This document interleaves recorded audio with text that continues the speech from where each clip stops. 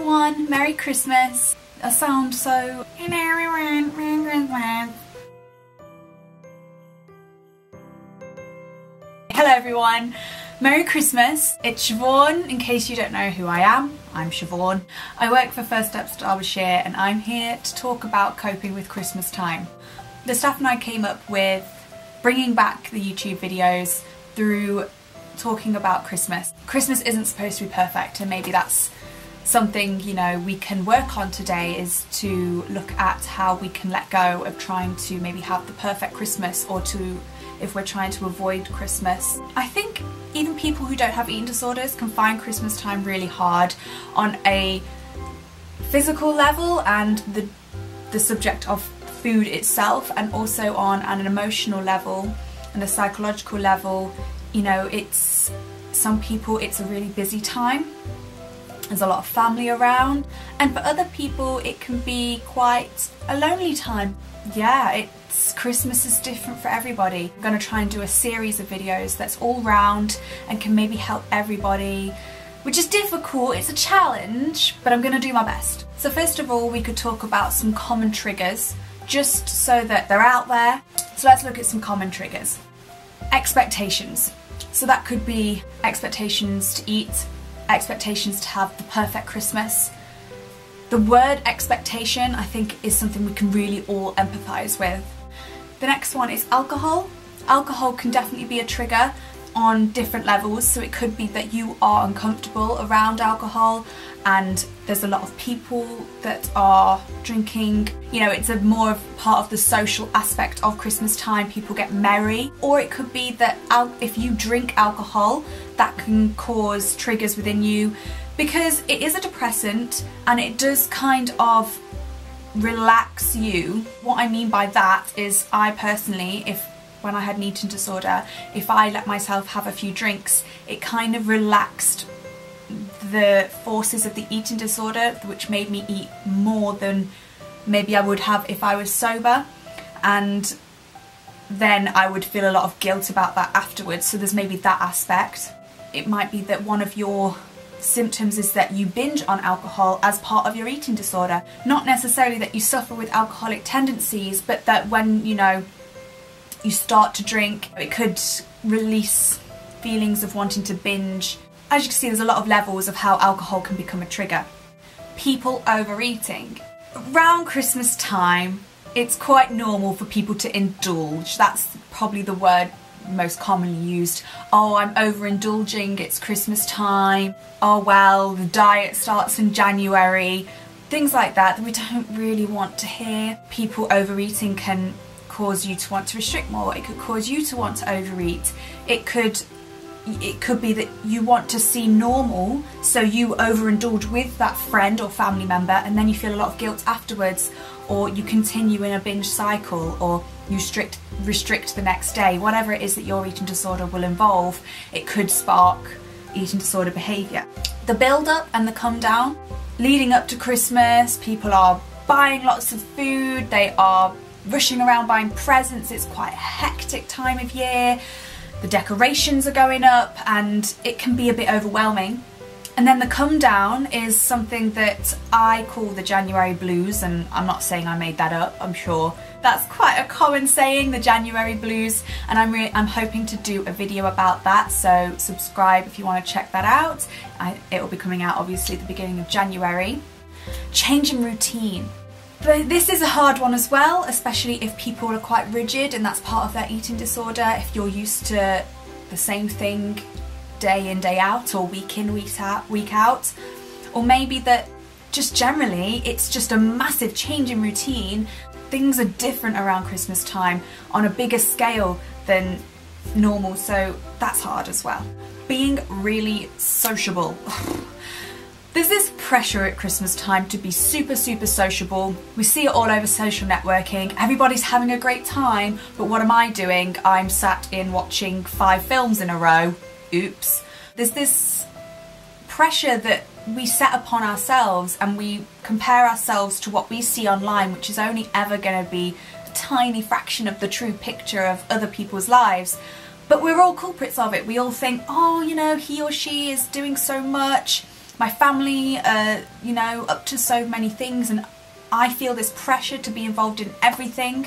But the truth is, you've got to look after yourself first, and if you don't want to do something, it's important that you realise that. I know it's hard, but to just maybe take a moment and say to yourself, do I want to go out and do these things today? If I don't, is it because I want to wallow in my eating disorder possibly, and so therefore I should challenge myself and get out there? Or is it that things have been quite hectic and actually I could really do with some alone time? And if so, that's exactly what I should do. Unhelpful comments from people. Well, this is a frustrating one, especially when no matter how hard you try to avoid it, there's that brother, sister, auntie, uncle, grandma, grandpa, mum, dad, friend, foe, whoever. There's that one person that you know is going to say something.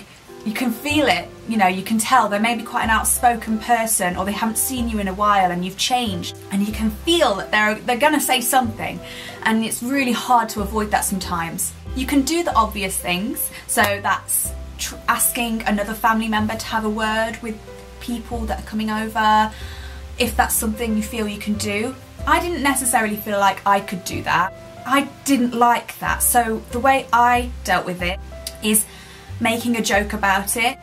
You know, an uncle of mine says something about my appearance and I just make a humorous comment back, possibly a little bit on the sarcastic side, just to make them think, oh, if that's something you feel you can do. Not everybody can do that, they might not feel comfortable. Or another one is making some sort of comment, whether humorous or something, before they say anything, so there's that sense of, oh, okay, so it's not completely taboo. Please, if you've got any more ideas about any of these, write some comments below. Help each other out, you know, let's get some ideas flowing about how we can tackle those unhelpful comments especially. People plating up your food for you. This is a funny one because it might be quite good just to have a portion size that's the same as everybody else's, but I know that, you know, depending on how your eating disorder manifests itself, there's the feeling, some people feel like they have to finish what's on their plate. Some people struggle with, you know, foods touching one another, or the gravy, or all these different things. There's so many things that I could list, and everybody's different. So it could be that you speak to the chef of the house about how the food's going to be plated up, how much you want of things, and have just a little bit of a discussion about that. You could ask to have a buffet style Christmas, so all the food's laid out, everyone grabs a plate, and you could even follow the footsteps of somebody else just to gauge portion sizes if you're feeling a bit worried about whether you're going to get those portion sizes right. You know, there's just different things you can do, and I know it's hard to pick one, but try and find one that's the most comfortable for you. On the note of buffet style, buffets are something that can commonly come around at Christmas time. That can be quite triggering too. Some people really dislike buffets. Some people feel quite safe with buffets because they think, well, it's my choice, you know, I can pick as much or as little up as I want from the buffet. Other people think it's too overwhelming, there's just too much to choose from, I don't know how much to have, and it can be quite scary. If you are struggling, I really recommend just finding someone at that party or that meal, whatever it is that that buffet's at, just to have a word with somebody that you can trust prior to the event, and just say, God, buffets are a little bit freaky for me. Maybe make a little bit of a joke of it if you don't want it to be too serious, and just be like, oh, it just freaks me out, buffets, you know, all the food, oh God, what am I like?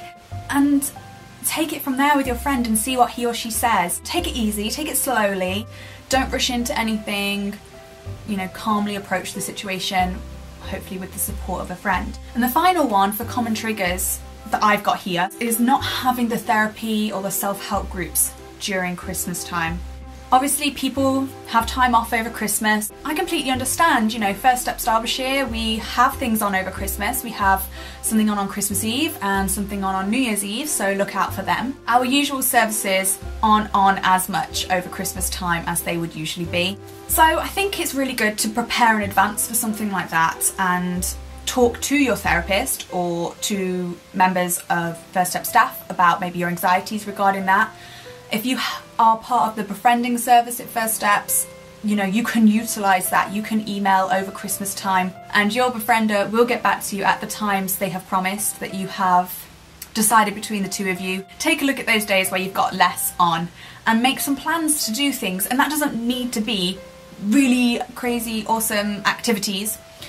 It could be, okay, I'm going to have a really chilled out day that day and I'm going to just do these 3 things, whether that's go for a walk or have a bath, you know, really simple stuff. And just by checking those things off your mental list, that will help you to feel like you've done something. If it's an afternoon where you usually went to see your therapist, do something therapeutic. Here's a great one. You could write down what you would want to say to your therapist that week, and you can always give it to them when you then go to therapy when everything goes back to normal. I think that's a great idea and I've just come up with it. Yay! Write down what you would say to your therapist if you were in therapy session about how your last week or couple of weeks has gone, and then maybe have a nice bath or just watch a film, read a book after doing that, and that might feel quite cathartic for you.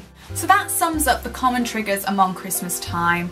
I really hope that's helped to make you feel like you're not alone in that. It might have been difficult to maybe listen to these common triggers, but it's good to voice them, it's good to get them out, and in my following video I will be talking about the distraction techniques to deal with these triggers and any other triggers that you may have.